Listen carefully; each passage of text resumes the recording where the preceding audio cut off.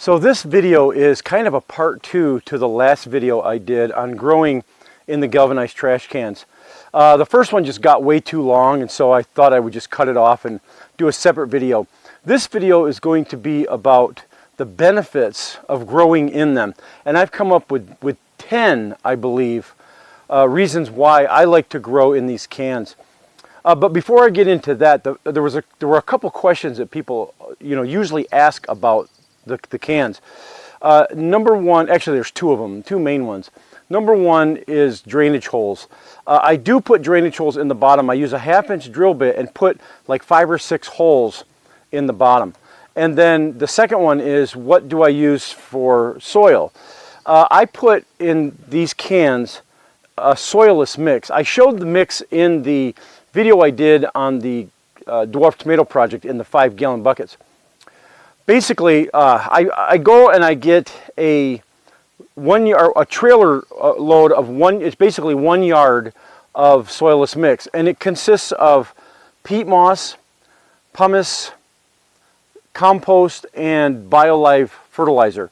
And that's the only thing that's in that mix. I don't use soil in the cans or in the buckets because it just seems to compact too tight. Over the course of the summer, it just keeps settling, and then it gets so hard that the plants just don't like it. So I've settled on a good soilless mix. Now, if you don't want to use peat moss, you can use coconut coir. If you don't have pumice or you don't want to use it, you can always use perlite or vermiculite. It basically just, it aerates the soil. It just, expands it a little bit and puts air pockets in it so it doesn't compact. And then compost, of course, you need that for food, for fertilizer, kind of feeding the soil. And then the BioLive is basically an all-natural fertilizer for it. So that's the only thing that I put in there. And when I get a whole yard, I can fill up, the last time I did it, I was able to I can fill 11 of the 20-gallon cans. And so it costs $100 for 1 yard. Now you can get cheaper. They have like a raised bed mix and stuff that's like $45, but it doesn't work well because it's got soil and stuff in it. So it has actually, I don't know what it has in it, but the last time I used it, it was just compacted too tight. So I've settled on this soilless mix. So if I can fill 11 20-gallon cans for $100, that's $9 a can. It's going to be a lot more expensive if I go and I buy bags and dump it in. And so I think it's a great deal because once I fill it, it's pretty much full, and then I just top it off a little bit the following year. So that's the two things. It's the two main questions. What do I fill it with, and do I put drainage holes? And so I hope that answers it. So I'm going to get right into the top 10 reasons. Now, actually, I think at the end I may have a number 11. But let's get into the top 10 reasons why I like to use these galvanized trash cans for growing. Number 1 is space. They take up so little space compared to a large bed. Now, don't get me wrong, I love my big beds. They're 4 foot by 16 feet and 4 foot by 12 foot. I love them, and they're great for growing large things, for all of my garlic and my corn, and pumpkins and watermelon especially. It needs that space. But if I'm going to plant, a little patch of onions or something like that, I'm going to use the cans. But they take up so little space that I can put, like for instance, in this bed over here, I've got 1, 2, 3, I've got 6 things growing in this 4 foot. I've got 6 tomato plants growing in this 4 foot by 16 feet.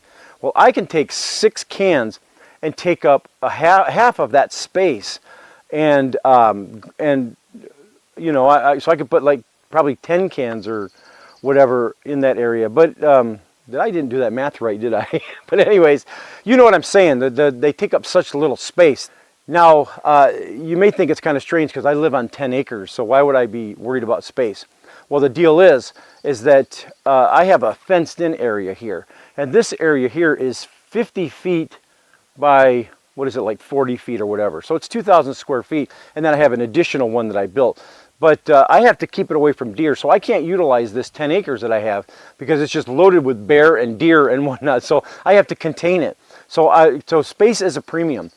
And I'm able to sit the cans right next to each other, as long as I don't put like a tomato next to a tomato because they'll cross-pollinate and I need to save the seeds. But like in this area here, I've got tomato, onion. I have an apple tree, and then another tomato. And they take up half the space that one of these large beds. So space-wise, if you live in an area where you have limited space, these cans are absolutely perfect for you. So space, that's the number one. Now number two, it uses a lot less water. Now you would think that being in the cans and being in a small area like that, it'll evaporate quicker, but that just isn't the case. If I water really well in those cans and I mulch, I usually use grass clippings for mulch, it will stay hydrated just as long or longer than my big beds, because I have a large mass area in these beds, and so the water just kind of seeps away. So when I water something in, like say this 4 foot by 12 foot, if I have a tomato plant in here and I water it, that water just gets sucked away by all of that mass of soil around it. In the cans, it'll go out, it'll hit the side of the can, and it'll just kind of stay there or seep down. It won't evaporate. Now you might think that, well, those cans being metal or galvanized, they get hot, but they absolutely don't. I did a video last year, I think, on testing the temperatures of the cans. Because those cans are so reflective, they are actually cooler than the ground heat. I don't remember what the temperatures was. I'll put a link below to the video. But the soil in the cans, believe it or not, is cooler than the soil in the bed and the soil on the ground. So, I don't know. It's one of those anomalies. But anyways, the sun does reflect off the cans. It doesn't get absorbed, so those cans are not rocket hot. So that's number two. So number three is those cans are movable. If I don't like where they are and I want to just kind of change my garden up, I can get underneath the 20 gallon or the 30 gallon. Now the 30 gallon are kind of beefy, but I can get under them with my hand truck and I can move them myself. And I can put them anywhere in the garden that I want. I love that idea because every once in a while I'll change them up, but they're movable. I love that option. So some of these may seem to overlap, but they actually are separate. Number four is less soil. Now in these big beds, like the 4 foot by 16 feet, I can grow 5 or 6 tomatoes, right? And so that's kind of overkill. They don't need that much space to grow. One of these beds, I can't remember how big it is, how many yards it is. It might be like 4 or 5 yards of soil. And that's a lot. So that's like $500 to fill one of these. Whereas it costs $9 to fill one of the cans. So 9 times 6 would be $54 of soil compared to $500 worth of soil. And they do perfectly well in a 20 gallon can. But like I say again, I love my big beds. I would never give them up. They're great for my zucchini, pepper, or zucchini, watermelon, pumpkin, things like that. But for when it comes to tomatoes, I'm now migrating all of the single plant stuff like tomatoes and peppers and whatnot out of them and into the trash cans because they use so much less soil. They don't need 4 foot by 16 feet to grow 5 or 6 tomatoes. And I have to separate them that way because they need they have a canopy that extends over 3 or 4 feet. I can separate the cans because of the canopy of the tomato. By the canopy, I mean how wide the top of the plant gets. And so if I need the space, I can still use 20 gallons worth of mix, but I can move it away from other ones and still, whereas in the beds, I separate them, but there's a lot of soil in between that I'm not utilizing, so it's overkill. I use much less soil with the 20 gallon cans. And number 5, no bending. Now this of course is a benefit to using the big beds here, the big 4 foot by 16s.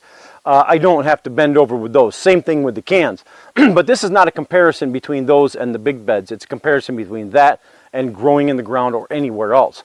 The benefit still exists that I don't have to bend over as much. Those things are, I don't know, I've never measured the height of them, but they're 20 inches or so at least.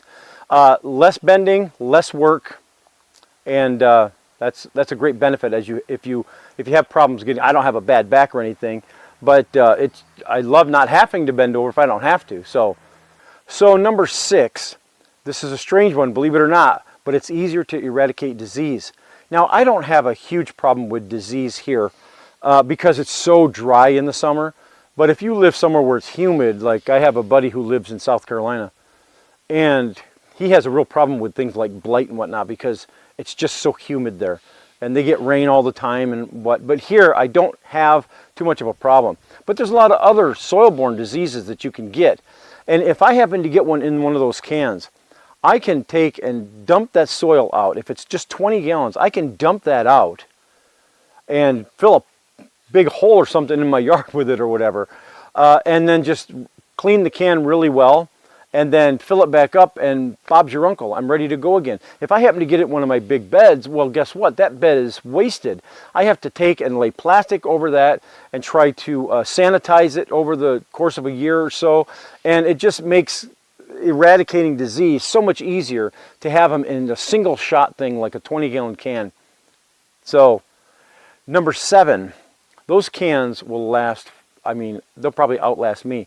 I've got some that I've been growing for about 7 years now, and I happened to dig a lot of it out to see the interior of it, to see if there was any erosion or whatnot, and it's just as good as the day I bought it. So they're not eroding at all. They're not decaying. So they're going to completely outlast me. So one of those cans, I don't have to buy again.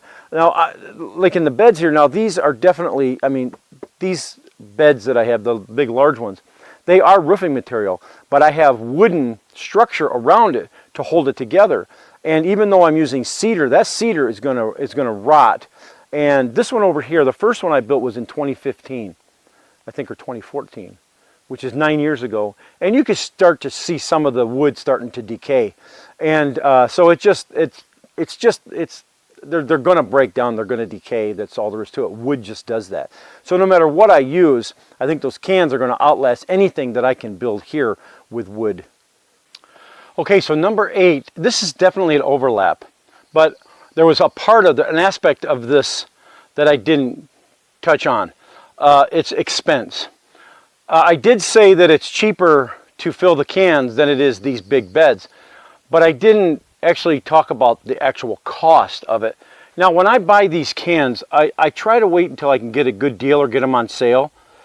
This year, the 20 gallons were going for $29, and the 30 gallons were going for $32.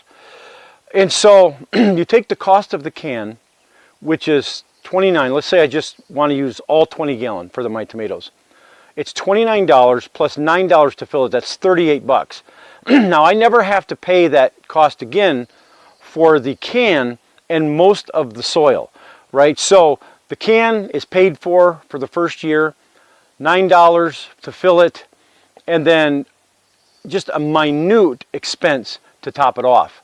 These beds, on the other hand, they'll sink down 2 or 3 inches. I have to put almost probably like a quarter or a half a yard in these beds every year because they have a lot of compost in them, and the compost does break down.